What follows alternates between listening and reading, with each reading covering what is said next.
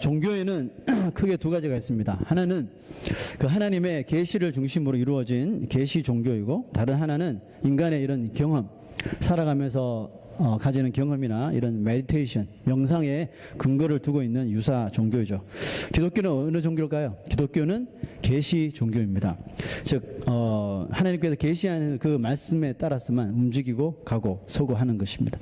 계시가 뭘까요? 계시는 아포칼립시스라는 헬라어인데 reveal이라는 뜻이죠. 감추인 것을 이렇게 드러내는 것. 큰 이 천으로 가려져 있는 것, 그 베일을 이렇게 벗겨내는, 비밀리에 쌓였던 것들을 벗겨내는 그런 의미입니다. 하나님은 인간의 이성을 만드신 분이시기 때문에 이성을 초월하시는 분이시죠. 그래서 인간의 이성을 초월하시는 분이기 때문에 하나님 그 자신이 인간이 볼 수 없는 그 베일을 벗고 찢고 나타나기 전에는 인간 스스로는 절대로 아무리 연구하고 노력하고 오래 살고 해도 하나님 존재를 알 수가 없는 존재입니다. 하나님 자신이 자기 자신을 계시해 주셔야지 알 수 있고 깨닫고 믿을 수 있는 존재가 바로 우리 인간이라는 겁니다. 하나님께서 자신의 베일을 스스로 벗으시면서 자신을 나타내 주시는 그 방편으로 우리에게 두 가지를 계시해 주셨어요. 하나는 일반 계시입니다. 또 다른 하나는 특별 계시겠죠. 일반 계시는 일반 은총이라고도 부르죠. 하나님이 그를 믿는 자나 믿지 않는 모든 자에게 아주 커먼하게, 동일하게, 똑같이 공평하게 주시는 것이 일반 계시, 자연 계시입니다. 뭐가 있겠습니까? 공기, 햇빛, 비 등등 해서 모든 사람이 누릴 수 있는 그런 은혜죠. 이런 것들을 자연 계시라고 부르는데요. 왜 자연 계시를 내리시죠? 바로 하나님이 창조자라는 것을 이 사람들에게, 피조물들에게 자연을 통해서 보여주시고, 이 피조물들이 그것을 보면서 그것을 누리면서 이것은 우연히 만들어진 것이 아니라 누군가에서 창조되었구나, 하나님을 인정하고 믿게 하려는 의도였죠. 하지만 이 자연 계시, 즉 자연을 통해서 주시는 일반적인 공급을 우리가 계속해서 받고 살고 있지만, 이 세상에 있는 피조물 중에 인간을 제외하고 모든 피조물들은 이것을 만드신 분은 하나님이시라는 것을 알아요. 인정하는데 유독 가장 똑똑하고 하나님 닮게 창조된 인간만 이 자연 계시를 통해서 하나님을 알지 못하는 거예요. 아시는 분도 계시지만 모르는 사람이 태반이고 인정하지 않으려고 합니다. 이유가 뭘까요? 그것은 인간이 타락되었기 때문이죠. 아담과 하와의 범죄 이후에 타락한 이런 본성을 가지고 있는 인간이 그 자연 계시를 통해서는 도저히 하나님을 인정할 수가 없는 것입니다. 그래서 하나님이 허락하신 또 다른 계시가 뭐냐면 바로 특별 계시입니다. 하나님께서 인간들에게 자신을 나타내시는 이유가 뭘까요? 한 가지예요. 바로 영적으로 타락하고 무지하게 죽게 된 이 인생들, 죄인들을 어떻게 해요? 이 세상에서 구원하시기 위한 하나님의 그런 특별한 마음이 계시기 때문에 이 특별 계시를 허락하여 주시고 자기 자신을 나타내시는 거죠. 그러므로 특별 계시의 목적은 인간의 죄를 어떻게 해요? 용서하고 치유하고 타락한 영적인 이 욕구를 충족시켜 주시고 하나님에 대한 올바른 지식을 주시고 구원에 대한 진리를 보여주시기 위해서 하나님의 특별 계시를 우리에게 주시는 것입니다. 그렇다면 이 특별 계시를 우리에게 어떤 방법으로 주실까요? 시대마다 달라요. 구약 시대에는 하나님께서 꿈을 통해서, 또 환상을 통해서, 예언자들을 통해서 직접적으로 현현하시기도 하고 직접적으로 음성을 들려주시기도 하고, 구약 성경 보면 이름 막 부르잖아요. 그런 식으로 주시기도 하셨어요. 신약 시대는요. 신약 시대는 하나님이셨던 예수님께서 직접 인간으로 오시는, 그래서 점점 더 점진적으로 가까워지는 거죠. 그러니까 일반 계시에서 특별 계시는 점점 우리가 이해할 수 있도록, 몸에 가까이 깨달을 수 있도록 점점 다가오는 것이죠. 자, 그리고 신약 시대는 예수 그리스도를 이 세상에 보내심으로 누구든지 저를 믿는 자에게 계시를 해주신 것이죠. 그러므로 예수 그리스도 그분 자체가 뭐예요? 예수님 자체가 바로 특별 계시라는 것입니다. 여러분들 지금 다 특별 계시를 받았어요, 안 받았어요? 받으신 거죠. 예수 그리스도를 믿으니까 특별 계시 받으신 것입니다. 예수님이 십자가에서 죽으실 때 무슨 일이 벌어졌습니까? 세 가지 현상이 일어났죠. 하늘이 어두워지고 지진이 일어나고, 세 번째는 성전에 있었던 그 이 지성소를 가리고 있던 아주 두꺼운 이 성막의 휘장이 찢어졌어요. 어떻게 찢어졌냐 하면 아래에서부터 찢어진 것도 아니고 옆에서부터 찢어진 것이 아니라 제일 위에서부터 아래로 정확하게 반으로 찢어졌어요. 이게 무엇을 나타내는 것입니까? 지성소에 휘장이 있다는 뜻은 이 지성소는 만약 여기가 지성소라고 생각하십시다. 여기가 이제 the most holy place죠. 지성소. 지성소는 대제사장이 1년에 한 번 딱, 대속죄의 날에 와서 하나님 앞에 이스라엘 백성들의 죄를 회개하고, 딱 그것도 대제사장이 자기를 깨끗이 죄를 회개하지 않고 들어왔다면 대제사장까지 죽음을 당하는, 그 대제사장만 들어올 수 있는 곳이 지성소였어요. 그 이거를 성소와 지성소의 휘장으로 딱 가려놨어요. 그 누구도 들어올 수 없었어요. 그런데 예수님께서 돌아가시면서 휘장이 위에서부터 아래로 찢어졌다는 것은 누가 찢었다는 거예요? 사람이 아닌 하나님께서 예수 그리스도의 죽음을 통하여 그 휘장을 찢어졌다는 겁니다. 자, 처음에 계시라는 뜻이 뭐라고 했습니까? veil을 벗는다는 뜻이었죠. 그 이것은 사람이 벗겨내는 것이 아니라 하나님 자기 자신을 이제 모든 사람들에게 보여주시기 위해서 그 휘장을 위에서 아래부터 찢으셨단 말이죠. 그러면 누구든지 이제 지성소로 올 수 있어요, 없어요?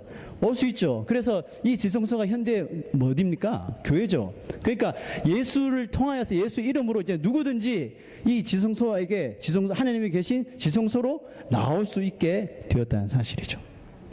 그러니까 하나님께서 예수 그리스도를 통해서 자기 자신을 보여주시는 것입니다.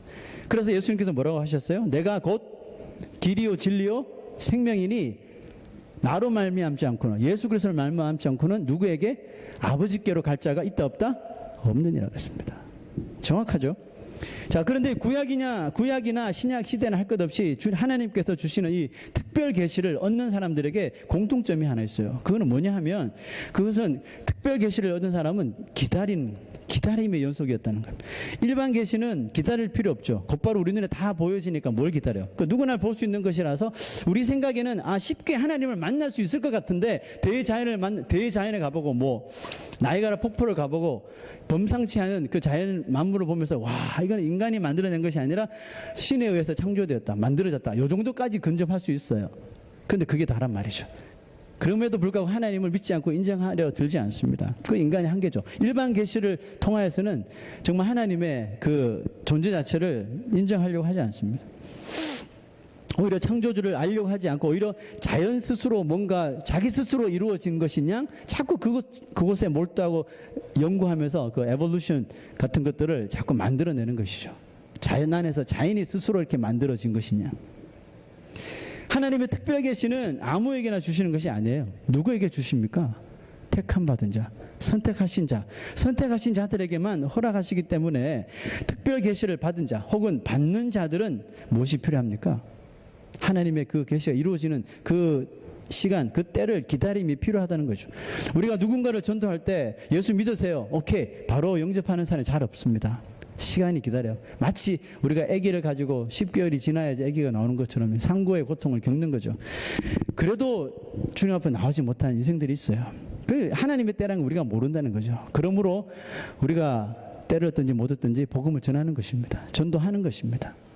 우리는 전할 뿐이지만 결국 그 잉태하게 하는 것은 하시는 분은 하나님이시기 때문에 계속해서 전하는 것이죠. 기다림이 필요하다는 것을 우리가 잘 아십니다. 아마 아직까지 더 이 시간이 필요한 사람이 여기 있을 수도 있겠습니다. 그렇지만 포기하지 마시고 하나님께서 하나님 자신을 더욱더 깊게 가까이 우리에게 나타내시도록 간구하고 또 경건의 삶을 살아야 되겠죠. 42장을 이렇게 묵상하다 보니까 참 42장은 여러 가지를 생각하게 만들더라고요. 그 중에서 3가지만 한번 생각해 봤는데, 첫 번째는 그 형들이 10명의 형들이 놀랍게도 이 애굽에 와서 하는 행동들이 총리가 된 요셉이 이전에 그 13년 전에 살았던 그 모습을 간략해서 꼭 보여주는 것 같아요. 그 무슨 뜻이냐면, 이 10명의 형제들이 자기 스스로 양식을 구하러 애굽으로 왔나요? 아니잖아요. 그 아버지 야곱이 야, 양식도 없는데 너희들 뭐 서로 얼굴만 쳐다보냐, 강제로 그냥 떠민 겁니다. 가서 양식 구해 와. 누구요? 10명. 지금 11명의 자녀가 남았어요. 그런데 10명만 보낸 거예요. 왜 10명만 보냈을까요? 그 10명이 요셉을 보냈거든요. 그 똑같이 지금 당하는 거예요. 애굽으로 등 떠밀려서 10명의 아들이 오는 거예요. 애굽으로. 그리고 뭐 원하지는 않았지만 억울하게 또 감옥에 갇혀서 3일 동안을 갇히게 됩니다. 요셉이 감옥에서 고생한 것처럼 그 또한 그렇게 고스란히 그의 모습을, 이 요셉이 당한 모습을 보여주는 것 같아요. 두 번째는 뭐예요? 과거에 그들이 저질렀던, 요셉에게 저질렀던 그 죄의 기억을 스스로 떠올리게 만들고 그것을 고백하게 만들어요. 좀 이따 보겠고요. 세 번째는 뭐냐 하면 가장 중요한 건데, 요셉이 참 무엇보다도 절대로 이 요셉은 그 하나님의 뜻에 앞서가지 않는 그런 기다리는 모습이 눈에 보였습니다. 요셉과 형들의 이 대면에서 찾을 수 있는 것 한 가지가 눈에 띄는데, 예전에 요셉을 팔 때 보았던 그 살기등등했던 형들의 그런 모습을 지금 볼 수 없어요. 그 당시 형들은 뭐 지금보다 나이가 더욱더 어린 탓인지 모르겠지만 그래도 피를 나눈 형제인데 그렇게 매몰차게 대하고 그를 죽이고 싶은 마음까지 있었던 사람들이거든요. 근데 지금은 그런 모습을 잘 볼 수가 없어요. 만약에 형들이 예전에 그런 모습으로 똑같이 뭐 총리가 요셉인지 모르니까 뭐 우리말 히브리말 알아듣지 못할 것이라 해서 막 자기들끼리 뭐 자기가 총리면 총리지 뭐 별걸 다 간섭한다 그러고 막 많이 이런 식으로 해서 요셉을 속이려고 하는 모습을 만약에 보았다면 요셉은 그들을 용서하지 않았을 가능성이 많습니다. 그 대신 원수 같던 형들을 다 처벌하고요. 또 뭐 그렇게 했겠죠. 그런데 요셉은 그렇게 하지 않고 정말 자기에게 그렇게 생고생을 시킨 형들을 먼저 벌하지 않고 기다립니다. 기다리면서 뭐예요? 그들을 가만히 주목해서 보죠. 이 모습을 보면서 이런 요셉을 통하여 늘상 죄에 빠지고 하나님의 뜻, 하나님의 말씀, 하나님의 꿈에 너무나도 무감각하게 살아가는 우리를 이렇게 주목하고 계시는 하나님을 또 엿볼 수가 있었습니다. 요셉이 형들을 보자마자 과거의 아픔을 되갚아 주지 않고 자신을 숨기죠. 자신을 숨기면서까지 기다려서 얻은 유익이 있습니다. 아주 기가 막힌 유익을 얻는데요. 요셉은 자신이 요셉이라는 것을 꿈에도 알지 못하는 형들이 자기들끼리 말하는 소리를 듣는데 뜻밖의 말을 듣게 돼요. 자, 그게 21절과 22절인데 한번 가봅시다. 자, 21절. 그들이 서로 말하되 우리가 아우의 일로 말미암아 범죄하였도다. 아우는 요셉이겠죠. 그가 우리에게 애걸할 때에 그 마음의 괴로움을 보고도 듣지 아니하였으므로 이 괴로움이 우리에게 임하도다. 자, 장자 루벤이 이야기합니다. 내가 너희에게 그 아이에 대하여 죄를 짓지 말자고 하지 아니하였더냐. 그래도 너희가 듣지 아니하였느니라. 그러므로 그의 핏값을 치르게 되었도다. 자, 분명히 요셉은 이 형들에게 뭐 당연히 자기도 안 나타낼 뿐더러 뭐 과거에 비슷한 이야기조차도 한 적 없어요. 그죠? 우리가 문맥을 한번 통해서 보시면 19절, 20절, 갑자기 21절에서 이 형들 입에서 이런 말이 툭 튀어나온 겁니다. 그들이 서로 말해도 우리가 아우의 일로 말미암아 여기서 아우의 일이 왜 나옵니까? 자기들이 요셉을 예전에 팔아넘긴 그 이야기를 왜 하는 겁니까? 그죠? 분명히 여기는 이유가 있다는 것입니다. 여러분 21절과 22절 사이에 정확하게 공통적으로 사용되고 있는 그 문장이 있습니다. 그게 뭐냐 하면 보고도 듣지 아니하였더라. 듣지 아니하였더라는 말이 두 번 공통적으로 나오죠. 여러분 하나님의 뜻을 기다리지 못하는 사람은 듣지 못하는 사람입니다. 그죠? 듣지 못하니까 그냥 행동하는 것입니다. 13년 플러스 7년, 뭐 20년, 21년 전에 이 형들이 그런 상태였다니까요. 듣지 않는 겁니다. 들리지 않는 것입니다. 형들이 요셉의 꿈 얘기를 듣고 기다리지 못하고 그냥 감정에 치우쳐서 행동해버린 것이죠. 그게 요셉을 애굽에 팔아버린 것입니다. 감정이 여러분 폭발할 때, 감정이 막 치우쳐서 막 폭발하려고 할 때, 나쁜 감정요, 폭발하려고 할 때 이것을 기다리지 못하면 우리에게서 나오는 것은 뭐밖에 없어요? 죄성밖에 없다니까요. 아무리 선한 사람도 악한 감정이 터져 나오려고 할 때 이것을 자제하지 못하면 거기서 나오는 것은 죄의 본성만 나옵니다. 죄 짓는 것만 나온다는 겁니다. 그렇습니다. 우리가 하나님의 말씀을 듣지 않고 기다리지 않고 행동할 때 결국 우리는 공의의 하나님을 통해서 그 죄값을 우리가 치르게 됩니다. 다윗도 범죄한 것 때문에 하나님 앞에 그렇게 눈물을 쏟으며 눈물로 침상을 띄울 정도로 탄식했지만 그 죄값을 받았잖아요. 모세가 하나님의 부름을 받고 시내 산에 올라갔습니다. 아무리 기다려도 모세가 내려오지 않아요. 그랬더니 백성들이 뭘 했습니까? 백성들이 택한 행동은 어처구니 없게도 자신들의 신을 자기 스스로 만들자는 것이었어요. 그래서 모든 금을 다 모아서 아론으로 하여금 송아지를 만들려고 그랬죠. 그래서 이제 송아지를 만든 후에 자, 지금부터 이것이 우리의 신이다. 여러분, 그게 인생이에요. 그게 인간입니다. 들리지 않는 거예요. 모세는 내려와서 이 광경을 보자마자 기다리지 못합니다. 그것 또한 기다리지 못해요. 기다리지 못하고 하나님께 받은 십계명 돌판을 냅다 백성들에게 던져부숴서 깨버리죠. 모세의 성격이 나오는 거죠, 여기서. 상대방이 기다리지 못할 때 나도 기다리지 못하면 똑같은 죄를 저지를 수밖에 없는 것이 우리 인생입니다. 오늘날에 이 모세가 가나안 땅에 들어가지 못한 이유도 이와 비슷해요.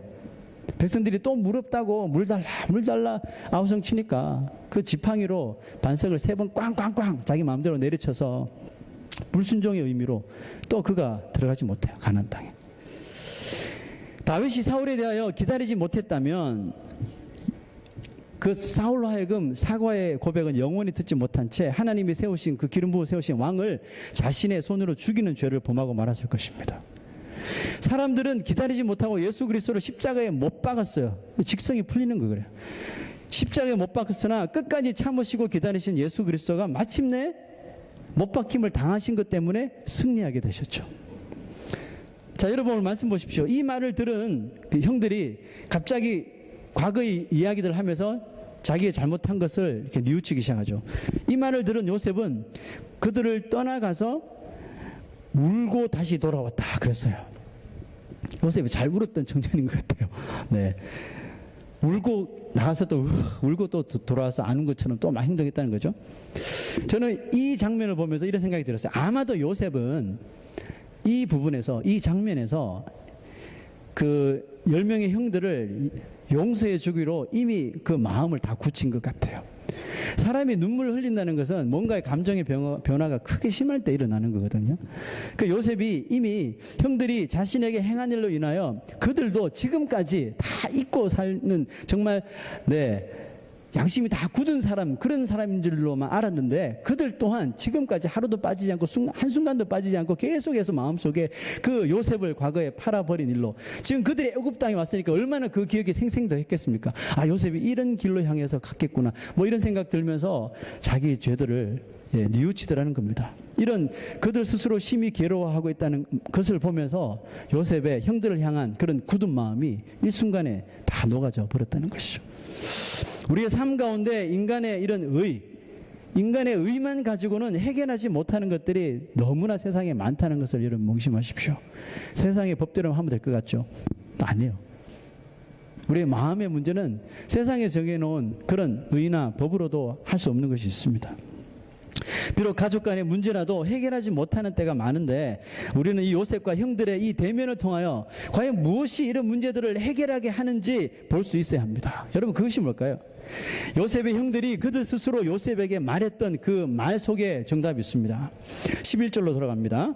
42장 11절에 요셉이 모른 척 하면서 너희들 정탐꾼이지? 라고 이렇게 나라의 틈을 엿보려고 왔지? 했더니 11절에 형들이 이런 말을 합니다. 우리는 다 한 사람의 알들로, 갑자기 집안 배경을 다 이제 이야기하고 그러죠. 다 한 사람의 알들로서 확실한 자들이니, 자기 입술로 확실한 자들이래요. 확실한 자들이니 당신의 종들은 정탐꾼이 아니니다. 뭐 그러고 우리 12명의 형제가 있는데 한 아이는 가나안 땅에 있고 한 아이는 없어졌고 뭐 이런 이야기 다 합니다. 시시콜콜이 물어보지도 않았는데. 자, 그 중에서 우리는 확실한 자니라는 말을 했단 말이죠. 자, 여러분, 무엇이 확실하고 뭐 예전 성경 보면 확실한으로 말하지 않고 독실한 이런 단어로 표현했더라고요. 확실한 자, 독실한 자. 여러분, 독실한 자라는 말 많이 들어봤죠? 뭐 아주 교회 열심히 한 사람 보고 저 사람 참 독실한 크리스찬이라, 이런 말 여러분 다 한 번씩 들어보셨죠? 안 들어보셨어요? 안 들어보셔야 돼요. 뭐 그 들어봐서 뭡니까? 저 사람 정말 독실한, 뭐 연예인 누구 나오면 저 사람은 정말 독실한 크리스찬이래. 누가 어떻게 알아요? 독실한지 아닌지 어떻게 알아요? 예? 그 무슨 증거로 그렇게 말합니까? 여러분, 나가서도 저에 대해서도 또 독실한 목사 이런 말 하지 마십시오. 그러면 하시면 안 돼요. 하나님만 아시는 거예요. 근데 지금 이 요셉의 형들이 우리는 독실한 자들이라 이렇게 이야기했단 말이죠.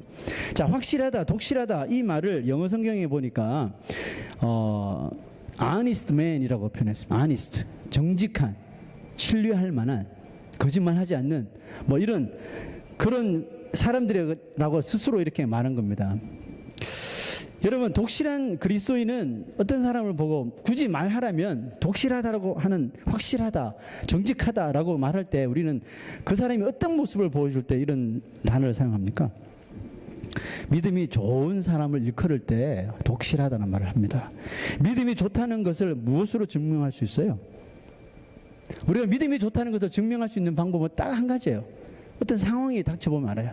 어떤 상황에서도 내가 절대로 하나님의 말씀보다, 하나님보다 앞서지 않는 길을 걸어가는 사람, 이 사람이 믿음이 좋은 사람이에요. 바로 그게 honest man입니다. honest Christian. 그게 바로 정직한 사람, 정직한 크리스찬이에요. 우리는 예수의 길을 따라가는 자이죠. 예수님은 제자들을 부르시고요. 자, 다 모였으니 이제 너희가 앞서 가라 라고 이렇게 말씀하지 않으셨어요. 내가 너희들 뒤 봐줄 테니까 너희들 앞서서 길을 개척하고 나가라, 이런 말씀 안 하셨어요. 그 대신 뭐라고 하셨어요? 나를 따라오느라 그랬단 말이죠. 나를 따라오느라, follow me라고 말씀하셨어요. 여러분, 따라가는 자는 뭘 해야 됩니까? 따라가는 자는 할 거 없어요. 기다릴 준비만 하면 돼요. 무엇을 기다려요? 앞서가신 예수님이 하시는 명령, 앞서가신 예수님이 하시는 말씀, 기다릴 준비만 하면 되는 거예요. 가라 가면 가고, 서라 하면 서고 하면 되는 것입니다. 광야를 지날 때 이스라엘 백성들은 철저하게 하나님으로 하여금 기다리는 훈련을 받고 또 받았어요. 자, 이스라엘 백성들 200만 명 정도 되는 사람들이 광야를 지납니다. 룰은 딱 한 가지였어요. 그들이 있는 태버네클 성막에 하나님의 현현을 상징하는 구름이 성막 위에 딱 덮이면 무슨 일이 있어도 멈춰서야 되는 거예요. 언제까지요? 이 구름이 다시 장막 위로 떠오를 때까지 기다려야 되는 거예요. 이게 사인이었어요. 그러니까 가고 스탑, 가고 스탑, 가고 스탑, 이것을 반복적으로 계속 가르치시는 거예요. 한번 스탑할 때, 자, 며칠 동안 스탑하겠습니다, 이렇게 광고해 주시면 되는데 광고 안 하셨어요. 그러니까 무작정 기다리는 거예요. 일주일이고 한 달이고, 예, 저 아기가 울어도 기다려야 되는 거예요. 나가면 안 되는 거예요. 예. 그리고 갑자기 뭐 중요한 일이 생겼는데 구름이 떠올랐단 말이죠. 그러면 모든 일 제쳐두고 짐 싸서 또 가야 되는 거죠. 이것을 하나님께서 그냥 시기도 알려주지 않고 계속적으로 반복시켰다는 것이죠. 하나님의 뜻에 따라 살아가는 방법을 정확하게 알려주시기 위해서 이 광야 생활을 통해서 그렇게 훈련시키신 것입니다. 그래도 안 되는 거예요. 급해지면 자기 문제예요. 급해지면 하나님 원망하고, 모세 원망하고, 애굽으로 돌아가자 그러고, 그게 여러분 인생입니다. 이스라엘 백성들만 그랬던 것 같죠. 우리들도 그런 상황에 놓여지면 아마 그럴 사람 많을 거라고 생각합니다. 여러분, 사울이 하나님의 부름을 받고 왕으로 세워지죠. 왕으로 세워졌을 때만 해도 참으로 겸손하고 정말 아니스트맨이었어요. 정직한 사람이었어요. 그 아버지의 잃어버린 나귀 찾으려고 온 세상을 다 헤매던 아주 그런 겸손하고 정직한 사람이었어요. 그러나 그가 하나님의 뜻을, 왕이 되고 하나님의 뜻을, 하나님의 법을 스스로 무시하고 그것을 경홀히 대하였을 적에 하나님은 잘 나가던 그 왕을 가차없이 그 왕좌에서 끌어내려 버리셨어요. 그리고 아직 어린애였던 다윗을 찾아서 기름 부으시고, 하나님 공의의 하나님이십니다. 우리가 아무리 겸손하게 정직하게 잘 나가더라도 자칫 우리가 하나님의 뜻을 무시하고 우리가 먼저 하나님 앞서 나갈 때, 기다리지 못하고 앞서 나갈 때 하나님은 분명히 우리를 징벌하십니다. 깨닫게 하시기 위해서. 여리고성에서 그렇게 대승을 거뒀잖아요. 엄청난 성을 손 하나 대지 않고 성 돌고 나팔 불고 고함 쳤더니 무너진 거잖아요. 엄청난 전쟁의 승리였어요. 그 바로 이후에 아이성이라고 하는, 스파이들이 보니까 뭐 3,000명 정도만 가면 능히 이길 수 있는 작은 성인데 거기서 대패해버린, 그 질주 어떻게 알았어요? 하나님 뜻 무시하고 자기 스스로 나가버리니까 그 작은 아이성에도 실패하는 인생이 바로 인간들이라는 것입니다. 그러니까 인간의 승패 어디에 달려 있어요? 흥망성쇠가 다 하나님 뜻에 달려 있다는 거예요. 그러니까 우리가 앞서서 그것을 하려고 하셔는 안 됩니다. 하나님은 이 시대에도 계속적으로 우리의 삶 앞에 서 계십니다. 뭐 복음성가 중에 나의 등 뒤에서 나를 도우시는 이런 찬송도 있지만 궁극적으로는 하나님 우리 앞서 우리의 삶을 지도하시고 이끌어 나가시는 하나님이셔요. 그래서 우리가 대장 되신 예수님 그러잖아요. 대장이 뒤에 있나요? 대장이 앞서서 나를 따르라 하잖아요. 이게 진짜 대장이죠. 독실한 자는 누구냐 하면 앞서 계신 하나님, 대장 되신 예수님, 예수 그리스도의 그 나아가신 발자국, 그 발자취를 보고 따라가는 사람입니다. 여러분, 눈이 가득하게 쌓여있는 어떤 길을 많은 사람들이 건너야 됩니다. 그때 누가 딱 나서서 내가 갈게요 하고 그 눈을 밟고 지나가면 그 뒤에 가는 사람은 아주 편안해지는 거죠. 왜? 길이 보이고 그 다음 그 사람이 밟았던 발자국만 밟고 가면 되니까 눈에 젖지도 않고. 여러분, 우리는 그리스도의 발자취를 따라가는 사람입니다. 왜 자꾸 주님 발자국이 분명히 찍혀져 있는데 왜 더러운 인간의 발자국을 자꾸 찍으려고 합니까?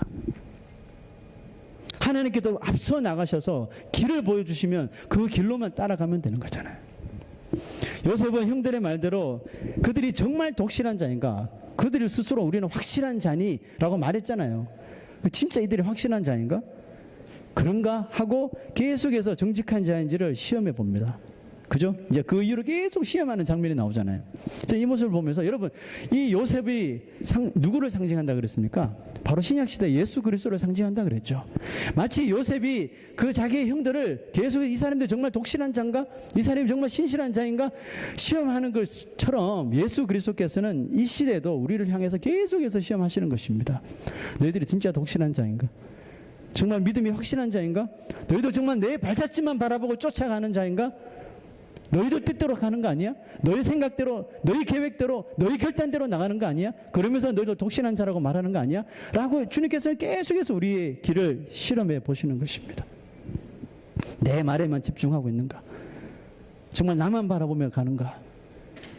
오늘 이 시간에도 아마 우리의 삶 속에서 계속해서 시험해 주실 것입니다. 물질을 통해서도 시험하실 것이고, 그죠? 여러 가지 방편을 통해서 우리를 시험하십니다.